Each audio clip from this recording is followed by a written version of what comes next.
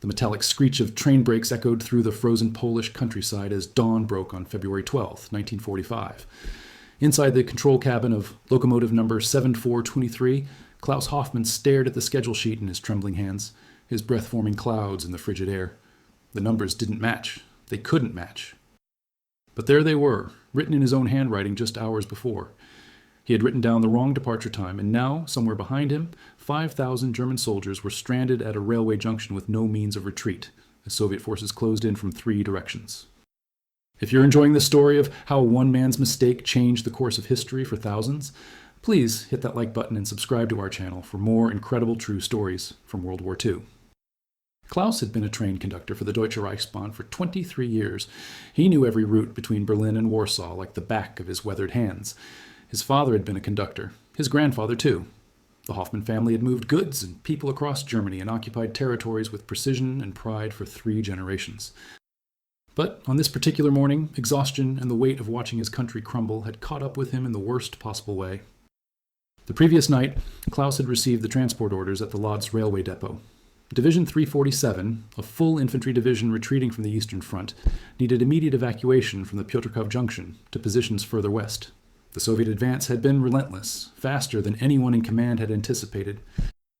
The division had been holding a defensive line for 6 days straight, buying time for other units to withdraw, and now it was their turn to pull back before being completely encircled.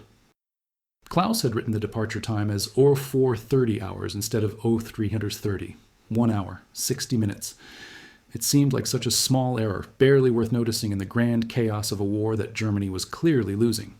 But in warfare, especially in retreat, 1 hour could mean the difference between escape and capture, between survival and destruction. He had been awake for 36 hours straight. The Allied bombing campaigns had destroyed so much of the railway infrastructure that conductors like Klaus were working double and triple shifts, trying to keep supply lines functional and evacuating troops and civilians from the advancing fronts. His wife Greta and their 2 daughters had been evacuated to Bavaria 3 months earlier. He hadn't heard from them in weeks. The postal service was in shambles, and every day he worried whether they were safe, whether they had enough food, whether the Americans bombing Munich had come anywhere near their temporary home. That exhaustion had made his hand shake as he copied the orders. His eyes had blurred. He had transcribed a 3 as a 4. Such a simple mistake, such devastating consequences. When Klaus arrived at the Piotrków Junction at 4:30, he expected to see the division waiting, ready to board. Instead, he found the platform empty except for a young logistics officer named Friedrich Weber, barely 20 years old, with fear written across his face. Friedrich had been waiting since 0400, growing increasingly panicked as the scheduled time came and went with no train. "Where's Division 347? Klaus had asked, stepping down from the locomotive onto the frost-covered platform. Friedrich's voice cracked as he spoke. "They're still at the defensive positions, 15 kilometers east. They were told the train would arrive at 0330. When it didn't come, Major Richter assumed there had been a delay and ordered them to hold position. He's been trying to reach command by radio, but communications are scattered. The Soviets have been jamming frequencies all night." Klaus felt his stomach drop. He pulled the crumpled schedule from his coat pocket and saw his mistake immediately. The blood drained from his face. "I wrote the wrong time," he whispered, more to himself than to Friedrich. "I wrote 0430 instead of 0330. Friedrich stared at him in disbelief. "The Soviets are moving up. Our scouts reported enemy armor 4 kilometers from the junction, heading this way. The division is going to be cut off." Klaus didn't hesitate. "Get in the locomotive. We're going to them." "We can't. The tracks leading east are exposed. Soviet reconnaissance aircraft have been flying patterns all morning. If they see a train moving toward the front, they'll call in artillery or an airstrike." "Then we go now before they spot us," Klaus said, his voice harder than he'd ever heard it. "I made this mistake. I'm not leaving 5,000 men to die because I was too tired to read a schedule properly." Friedrich climbed into the locomotive and Klaus opened the throttle. The train lurched forward, picking up speed as it headed east, back toward the front lines instead of away from them. The risk was enormous. Soviet forces were advancing rapidly and the railway line had minimal cover, but Klaus had made the error, and Klaus would fix it, even if it cost him his life.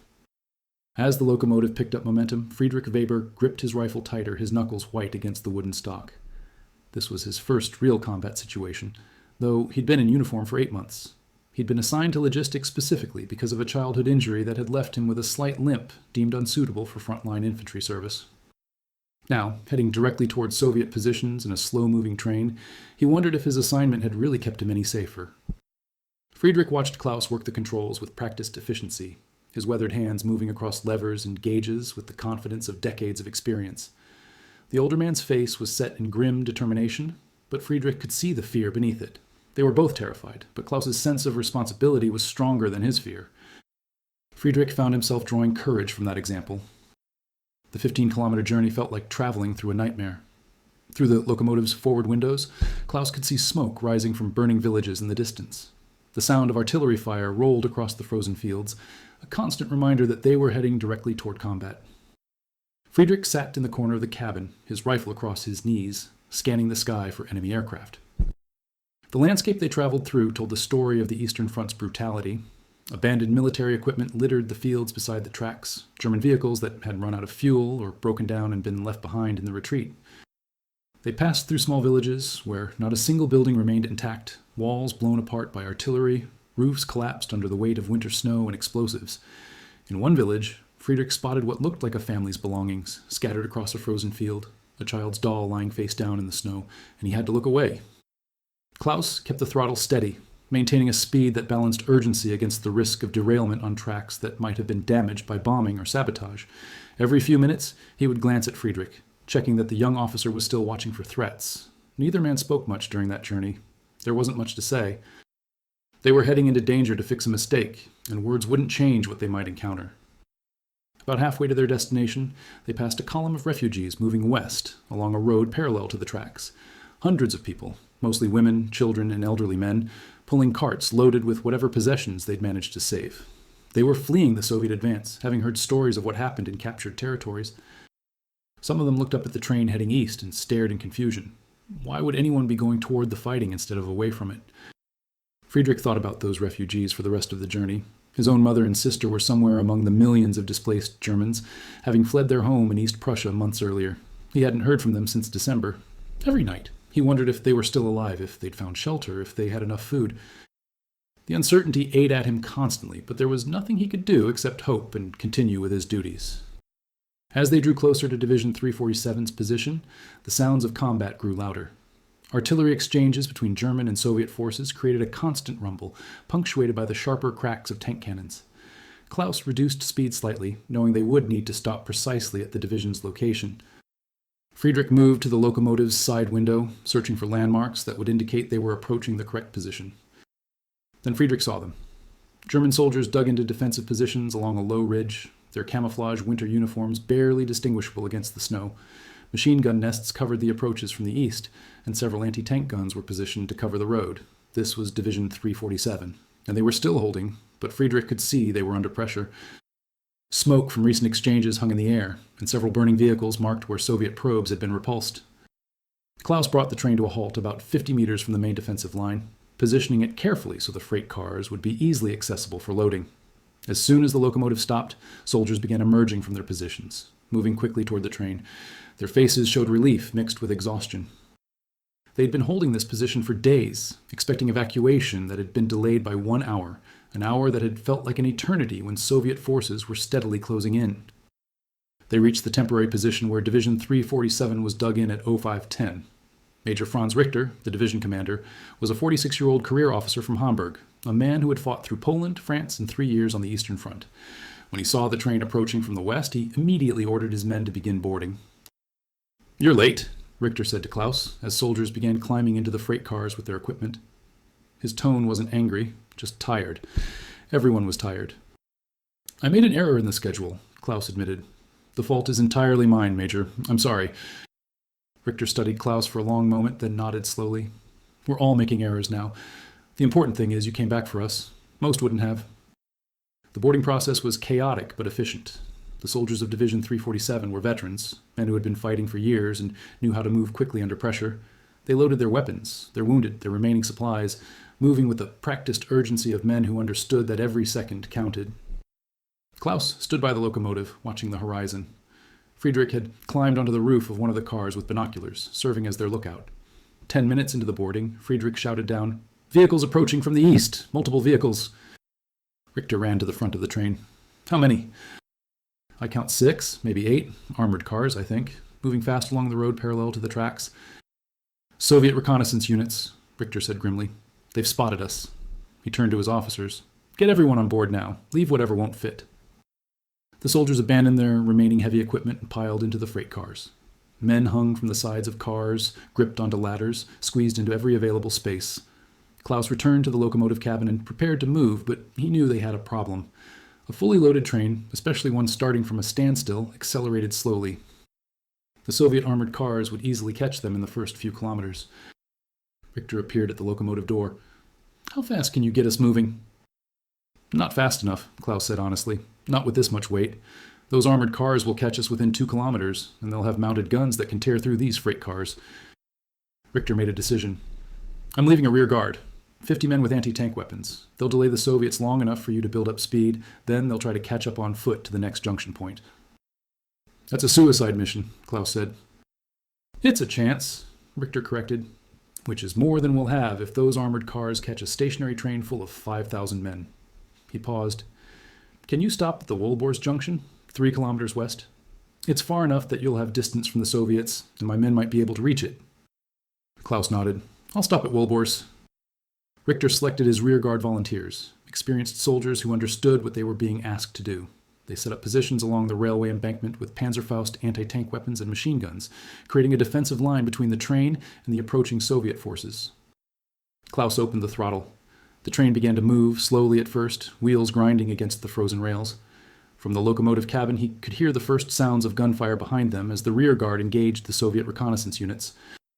Friedrich, still on the roof, reported that the German soldiers had destroyed 2 of the armored cars, forcing the others to take cover and call for reinforcements. The sound of that firefight would haunt Klaus for the rest of his life. He was driving away from men who were fighting and dying, in part because of his mistake. Every instinct told him to stop, to somehow help them, but he knew the mathematics of the situation. 50 men holding off Soviet forces so that 5,000 could escape. It was the brutal calculus of warfare, trading lives to save lives, and Klaus hated every second of it. Friedrich climbed down from the roof as they picked up speed, his face pale from what he'd witnessed. The rear guard had known what they were volunteering for, he told Klaus. They were veterans, men who'd survived years of combat on the Eastern Front.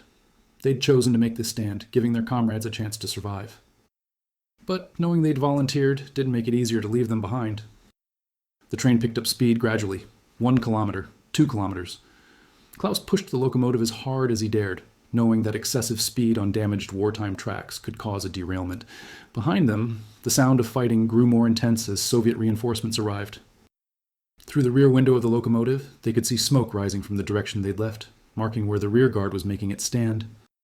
Inside the freight cars, the soldiers of Division 347 sat in silence, processing what had just happened. Many of them had friends in the rear guard, men they'd fought beside for months or years. The relief of being evacuated was mixed with guilt at surviving, while others stayed behind to face overwhelming odds. Some soldiers wept quietly. Others stared at nothing, their faces blank with exhaustion and grief. War had taught them to process loss quickly and keep moving, but that didn't make it any easier. Major Richter sat in one of the forward freight cars, beside the division's medical officer, Captain Ernst Vogel. Vogel had been tending to the wounded during the loading process, prioritizing the most seriously injured for the limited space available. 3 soldiers had died from their wounds during the 6-day defensive stand, and Vogel had been forced to leave their bodies behind, a fact that weighed heavily on him. "Do you think any of the rear guard will make it to Wolborz?" Vogel asked quietly. Richter didn't answer immediately. He'd commanded men for over 2 decades, had made countless decisions about who would live and who would die, and it never got easier. "Some of them might," he finally said. "They're good soldiers. They know how to fight and how to withdraw. But 50 men against what's coming? Even the best soldiers need luck." In the locomotive, Klaus maintained steady pressure on the throttle, his eyes fixed on the tracks ahead. Friedrich had taken up position at the forward window again, watching for any obstacles or damage to the rails. The tension in the cabin was thick enough to cut with a knife. They were moving away from one danger, but heading toward German lines meant passing through territory that could be bombed or shelled at any moment. The entire front was in chaos, with units retreating, positions being overrun, and communications breaking down. Klaus thought about the rear guard volunteers, those 50 men who'd stepped forward when Richter asked. What kind of courage did that take? To know you were being left behind, to understand that your chances of survival were minimal, and to do it anyway so that your comrades could live. Klaus had seen a lot in his 23 years as a conductor, had transported soldiers to countless battles, but this level of sacrifice was something different. Friedrich broke the silence. Herr Hoffmann, when we reach Wohlbors, what if the rear guard doesn't make it? What if we wait and they never come? And then we wait as long as Major Richter decides we can, Klaus replied. We give them every possible chance. He paused, then added, But, Friedrich, you need to understand something. Those men knew what they were doing. They made a choice to give the rest of the division a chance to survive. We honor that choice by making sure their sacrifice isn't wasted. If we have to leave Wohlbors without them, it's because staying longer would endanger everyone else. That's what they wanted. Friedrich nodded slowly, processing this harsh lesson in the realities of command and sacrifice. He was young, barely out of his teenage years, and this day was teaching him things about war and human nature that would stay with him forever. They reached Wohlbors Junction at 0547. Klaus brought the train to a stop and waited. The soldiers in the freight cars remained silent, watching the eastern horizon. 5 minutes passed. 10 minutes. At 15 minutes, Friedrich spotted movement. A group of soldiers running along the tracks, perhaps 30 of the 50 men from the rear guard. They had fought, delayed the Soviets, and now were sprinting for their lives to catch the train. The soldiers on the train began shouting encouragement, reaching out to help their comrades aboard even before the running men reached the freight cars. Klaus watched through his window as the rear guard survivors stumbled toward the train. Some wounded, all exhausted, their uniforms torn and stained with powder burns and blood. They had given everything they had, buying precious minutes for their division. Get them aboard, Richter ordered. The exhausted rearguard soldiers climbed onto the train, helped up by their comrades. Klaus counted them as they boarded. 32 men. 18 had not made it. 18 men who had sacrificed themselves to buy time for the rest of the division. Among the survivors was Sergeant Otto Becker, a 34-year-old veteran from Stuttgart who had been fighting since 1939. He'd led one of the rear guard squads, and his left arm was bleeding from shrapnel wounds, but he'd refused to stop running until he reached the train. As Otto was pulled into one of the freight cars, he collapsed against the wall, breathing heavily. His squad had held a machine gun position covering the main approach route, destroying 3 Soviet vehicles before being forced to withdraw. Of his 8-man squad, only 3 had made it to Wohlbors. The others had fallen covering their retreat, buying seconds and minutes with their lives. Captain Vogel immediately moved to treat Otto's wounds, but the sergeant waved him toward others who were more seriously injured. Take care of Corporal Schmidt first, Otto insisted. He took a round through the leg and still ran 2 kilometers. I've just got some metal fragments. Friedrich Weber climbed down from the locomotive and walked along the train, checking that everyone was accounted for. He found himself standing near Otto Becker as Vogel worked on another soldier. Friedrich wanted to say something, to acknowledge what the rear guard had done, but words felt inadequate. What do you say to someone who had just volunteered to face death so others could live? Otto saw the young officer struggle and managed a tired smile. First time seeing something like this? Friedrich nodded. Yes, Sergeant. I've been in logistics. This is my first time close to real combat. Well, you picked a hell of a day for it, Otto said, then added more seriously. That conductor who brought the train back for us? That took courage. Most men would have kept going west and blamed the delay on the chaos. He didn't have to come back. Friedrich looked toward the locomotive where Klaus sat, waiting for the order to move out. He made a mistake on the schedule. I think he felt responsible. Responsible enough to risk his life to fix it, Otto replied. That's not common, not even in the army where responsibility is supposed to mean something. You tell him the men appreciate it. Tell him we'll remember what he did. Friedrich promised he would, and moments later, Richter gave the order to move out. Klaus opened the throttle for what he hoped was the final time on this nightmare journey, and the train headed west toward German lines at Czestochowa. Klaus didn't wait for orders. He opened the throttle again, and the train moved west, away from the approaching Soviet forces. They traveled through the morning, through the destroyed Polish countryside, past abandoned villages and burned farmhouses, past refugees fleeing west with whatever belongings they could carry. During this final leg of the journey, Klaus had time to think about what had happened. He'd made a mistake that could have killed 5,000 men. He'd corrected that mistake, but at the cost of 18 lives. Was that a success? A failure? Both? The mathematics suggested success, 5,000 saved versus 18 lost, but mathematics didn't account for the weight of responsibility, the faces of the men who didn't make it, the families who would receive notifications that their sons or husbands or fathers had fallen in a rearguard action that might never be recorded in any official history. Friedrich, sensing Klaus's internal struggle, spoke quietly. Herr Hoffmann, my father was a mathematics teacher before the war. He used to tell me that numbers could explain everything, that mathematics was the universal truth. But he also told me later that mathematics couldn't measure what matters most to humans. Courage, sacrifice, responsibility, those don't fit into equations. Klaus glanced at the young officer, appreciating the attempt to provide comfort. Your father sounds like a wise man. He was, Friedrich said, his voice dropping. He died in Russia in 1942. I got the notification while I was in training. He paused, then continued, I think about what he would say about today, about your decision to come back, about those men volunteering for the rear guard. He'd probably say that mathematics tells us you saved thousands, but being human means carrying the weight of those you couldn't save. Both things are true. Klaus nodded slowly. Both things are true, he repeated, finding some small comfort in that acknowledgement. At 13:20 hours, they reached the German defensive lines at Czestochowa. Division 347 disembarked, 4,968 soldiers who had been saved by a conductor who had made a terrible mistake and then risked everything to fix it. 18 men had been lost in the rearguard action, but without Klaus's return to pick them up, all 5,000 would likely have been killed or captured. As the soldiers filed off the train, many of them paused to look back at the locomotive, at the man who had driven it into danger to save them. Some nodded in respect. Others saluted. A few simply stood there, trying to process what had happened, how close they had come to disaster, how one man's decision had changed everything. Captain Vogel, the medical officer, approached Klaus before departing. His uniform was stained with blood from treating the wounded during the journey. I wanted to thank you personally, Vogel said, his voice hoarse with exhaustion. I've been a doctor for 15 years, and I've saved lives in operating rooms and field hospitals. But today, you saved more lives than I ever will in my entire career. The men know what you did. They won't forget it. Klaus didn't know how to respond to that. He simply nodded, his throat tight with emotion. Vogel shook his hand firmly, then turned and walked away to join his unit, leaving Klaus standing by the locomotive, watching the division disperse. Friedrich Weber remained with Klaus for a few more minutes, helping him check the locomotive for any damage from the journey. They worked in silence, both processing what they had experienced. Finally, Friedrich spoke. Herr Hoffmann, I need to report to my new assignment, but I want you to know something. I came into this war as a boy, really. I thought I understood what courage was, what responsibility meant. Today taught me that I didn't understand anything. What you did, going back when every instinct must have told you to run, that's real courage. Not the kind they write about in newspapers, but the kind that actually matters. Klaus looked at the young officer, seeing in his face the weight of experience that war forced on people too quickly. Friedrich, you showed courage, too. You could have refused to come with me. You could have stayed at that empty junction and waited for another transport.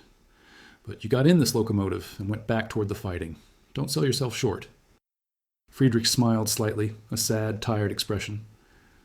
Maybe we both found courage we didn't know we had. He extended his hand, and Klaus shook it. If we survive this war, I hope I see you again someday. I'd like to buy you a drink and talk about something other than trains and battles. I'd like that, Klaus replied.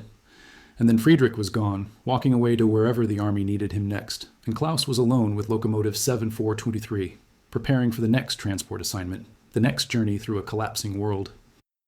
Major Richter found Klaus before departing. You saved this division, he said simply. Not just from the Soviets, but from the consequences of an honest mistake. That takes courage. Klaus shook his head. I nearly killed them all because I was too tired to write a number correctly. You're human, Richter replied. We're all human. The difference is you took responsibility and fixed it. That's more than most people would have done. He paused, studying Klaus's face. I've commanded men for 20 years. I've seen every kind of soldier, every kind of person. Most people, when they make a mistake, they look for someone else to blame, some external factor that absolves them. You didn't do that. You saw your error, you acknowledged it, and you risked your life to correct it. Major generals should have that kind of integrity. Most don't. Richter pulled out a small notebook and wrote something down, then tore out the page and handed it to Klaus. This is my home address in Hamburg. When this war is over, if we both survive, write to me. I want to know what happened to the conductor who saved my division. And I think you might benefit from knowing that the men you saved went on to live their lives, to have families, to contribute something to whatever Germany becomes after all this ends. Klaus took the paper and tucked it carefully into his coat pocket. Thank you, Major, and I'm sorry for the mistake, for the men who died fixing it, for all of it. Richter placed a hand on Klaus's shoulder. In war, we're all sorry about something. The question is whether we let that sorrow paralyze us or whether we use it to do better. You chose the latter. Remember that. He extended his hand and Klaus shook it. After the war ended, in May 1945, Klaus was reunited with his wife Greta and their daughters in Bavaria. They had survived the bombing campaigns and the war's chaos.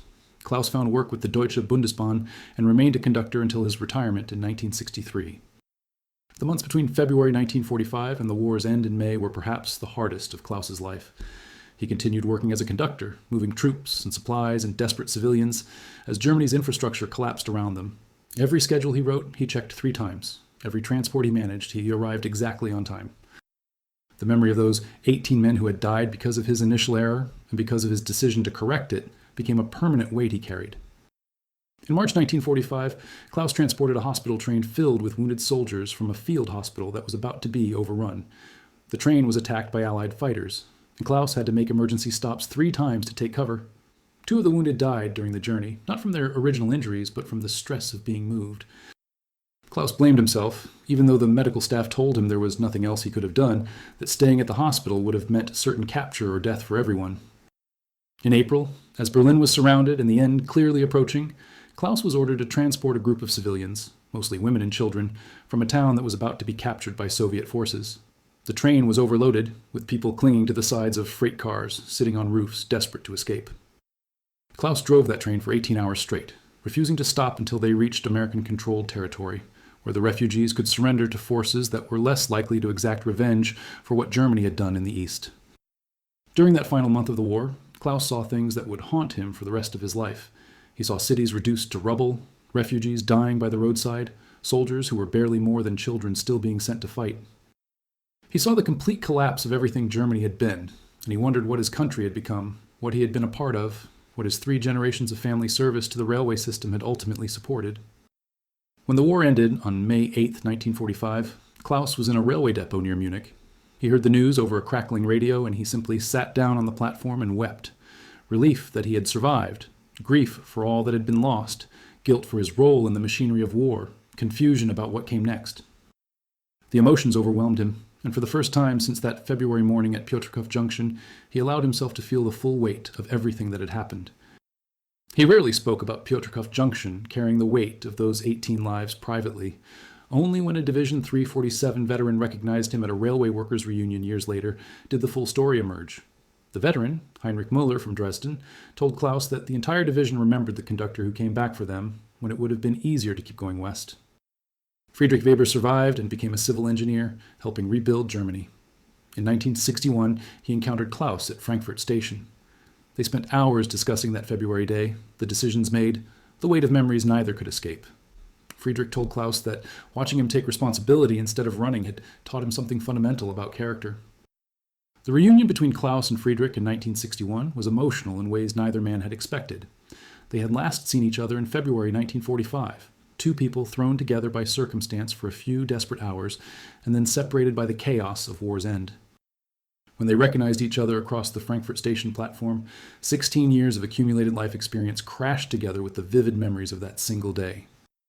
They found a quiet restaurant near the station and talked for nearly 4 hours. Friedrich told Klaus about his journey after leaving Czestochowa, about the final chaotic weeks of the war, about returning home to find his mother and sister alive, but living in a partially destroyed building. He described his years studying engineering, his work on reconstruction projects, his marriage to a woman he'd met at university, his 3 children who had never known war. "Sometimes I think about that day," Friedrich said, "and I wonder if I imagined how frightening it was, if memory has exaggerated the danger we were in. But then I remember specific details.